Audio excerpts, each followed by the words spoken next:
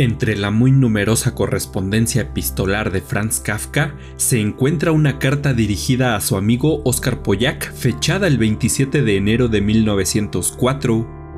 Kafka, entonces de 20 años, responde a una carta de su amigo que no ha sido conservada. He aquí el texto de Kafka. Querido Oskar, me has escrito una carta encantadora que pide o una respuesta rápida o al contrario ninguna. Han pasado 15 días desde entonces sin escribirte y ello sería imperdonable si no tuviese algunas razones para hacerlo. En un principio quería escribirte cosas bien ponderadas porque mi respuesta a esa carta me parecía más importante que todas las otras. Desgraciadamente no lo hice.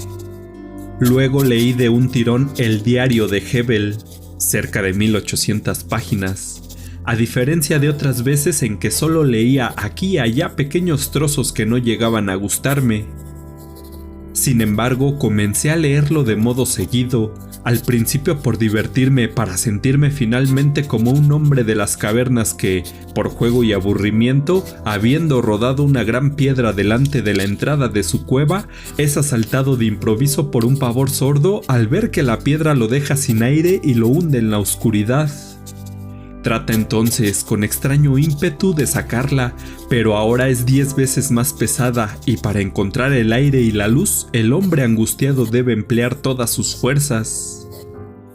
De la misma manera no he podido tocar una pluma todo este tiempo, ya que abarcar con una mirada semejante vida, que se eleva continuamente sin falla, tan alto que apenas puede seguirse con un catalejo, no deja la conciencia en paz.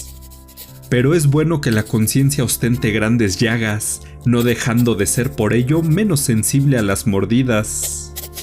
Por lo demás, creo que solo debemos leer libros que nos muerdan y nos arañen. Si el libro que leemos no nos despierta como un puño que nos golpeara en el cráneo, ¿para qué lo leemos? ¿Para que nos haga felices como tú me escribes? Vaya, también seríamos felices si no tuviéramos libros y podríamos, si fuera necesario, escribir nosotros mismos los libros que nos hagan felices.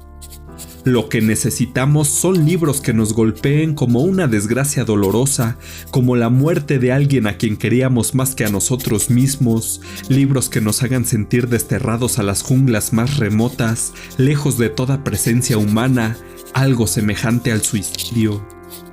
Un libro debe ser el hacha que quiebre el mar helado que tenemos dentro. Eso es lo que creo. Sin embargo, tú eres feliz. Tu carta esplende positivamente. Creo que solo eras desgraciado a causa de relaciones que no valían la pena. Eso era natural, pues no es posible tomar baños de sol a la sombra. Pero que yo sea responsable de tu felicidad, no lo creas. En el mejor de los casos, vería el asunto de esta manera. Un hombre sensato, cuya sensatez se le esconde a él mismo, encontró un loco y conversó un momento con él de cosas aparentemente inocuas, muy alejadas. Una vez terminada la conversación, como el loco quiso volver a su morada, él vivía en un palomar, el otro le salta al cuello, lo abraza y le grita: «Gracias, gracias, gracias». ¿Por qué? La locura del loco había sido tan grande que había mostrado al sensato su sensatez. Tengo la impresión de haberte hecho daño y de tener que pedirte perdón, pero no reconozco ningún daño. Tuyo, Franz.